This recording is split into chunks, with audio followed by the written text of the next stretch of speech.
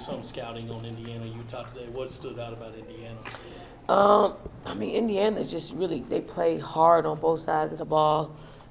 They get up and down the floor. They are fearless. They can knock down threes. I mean, they like paint points, so it's threes or paint. And then they're just physical from a defensive standpoint. And we know it's not going to be an easy game.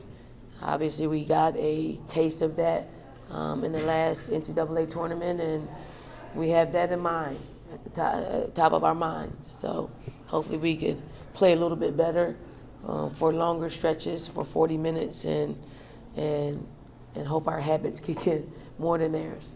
10 players in double figures tonight, but Tiana said that at the start of the second half she felt they were a little sloppy. What did you think overall, and did you think they were sloppy to start the second half? Yes, we got out to a slow start in the second half. I think we only have like 7 points in 5 minutes. We gotta manufacture points. If we're not going to do it in our offense, we certainly got to create some easy transitional opportunities on defense. We weren't able to do that, and I think Tennessee Tech had a lot to do with it. They they made us move around. They forced our bigs to play out of position and play on a perimeter, and sometimes we're not always closing out the space, and they get good shots off and don't give us an opportunity to rebound the ball and push. So we got to change that. Was that the reason for the full line change, that slow start? I mean, no, but yes. I mean, no in that, I mean, we were up big, and it lended an opportunity for us to get our second unit, and they play a lot together in practice. So I wanted to see what they would do in that situation to see if they can energize us. Dalton Sunday will be the last game here for a few seniors, maybe a few more. But just what do you think that means for them, and what does it mean for you to know it's like they'll be going out with one more game in front of fans? I mean, it's always bittersweet. It really is. It's a bittersweet situation because they've given so much of themselves, and our fans do a great job at creating an experience that is unmatched in any other arena. So, I mean, we're hoping that we're playing after Sunday to give them an opportunity to just continue to play and wear a Gamecocks jersey.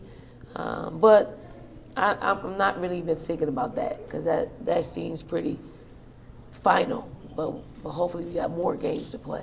What do you think about Joyce's performance? 22 points in her first NCAA tournament appearance. Great, par for the course. That's what Joyce does. I mean, Joyce prepares herself extremely well for situations. Whatever the situation calls for, Joyce is right there, and she's able to make adjustments in real time. So hopefully she can continue to play that way as long as we got opportunities to play in the tournament. How much different does it feel this time around? Last year there were so many players on the team that were so young, first tournament experience. This time they kind of know what to expect day in, day out. It's always great when you got experienced players who have been on the stage before, to utilize that experience. Maybe not today, but probably certainly on Sunday. I mean, it's we hang our hat on our experience from tournament to tournament. Like we very rarely go into a tournament where they're super young. Even the freshies, they didn't get a chance to go in 2020. But we played such a great non-conference schedule that they got a feel for that type of competition going into their first one. So it's great. Adele made an immediate impact when she came into the game. What did you see from her, and what does that say about what she can do going forward? I mean, Adele has been steadily getting better, and a lot of times you don't see it because she doesn't get a whole lot of playing time. But in practices, you see her you can see she's got a bright future. And hopefully that was the start of it, just getting more and more minutes. But she's not resting on her laurels and feeling sorry for herself. She's in the gym getting better. She's getting in extra shots. She's getting in extra rebounding opportunities. She knows her stuff as well. Like scouting reports, if there's anybody that knows everything about our opposing team, it is Adele. So, that will come with more playing time for her to be able to, put that on display. But she's a pretty sharp cookie. You We guys got saw, time for two more. What is it like to see so many threes go in the net today? Oh my goodness! I mean, we haven't had that in a long time. I think that is going to be the thing that really allow us to create some separation when it comes to points. It's good to see Powell get something to go down. Good to see Ray get something to go down. Breezy hits him. Good to see Tessa and Lay. Like when we're hitting like that, we're a hard guard and defending the way we defend. So hopefully we can carry that over to Sunday and beyond.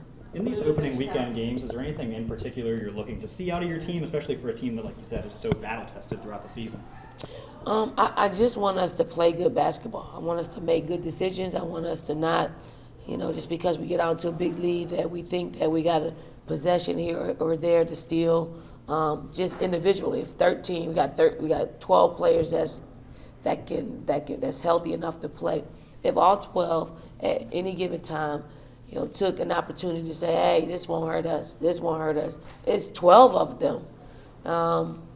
That will cause me some angst, really, really, because good basketball is contagious, bad basketball is contagious, and you need to be playing your best basketball every possession when you're in the tournament.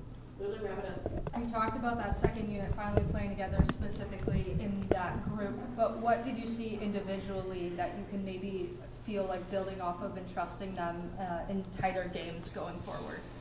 I mean, I think they're all playing their best basketball. Lay's playing her best basketball. Tessa's, ramping up and playing her best basketball. Joyce, we know, what she's been giving us consistently all season long. Miriam is ramping up. Like, she is giving us some good minutes. I mean, Miriam's calmed herself down almost to the point where she's not looking to score the basketball. So we got to get her that mode back up. But she's rebounding, she's defending, and she's calm. And then Maddie's always been there.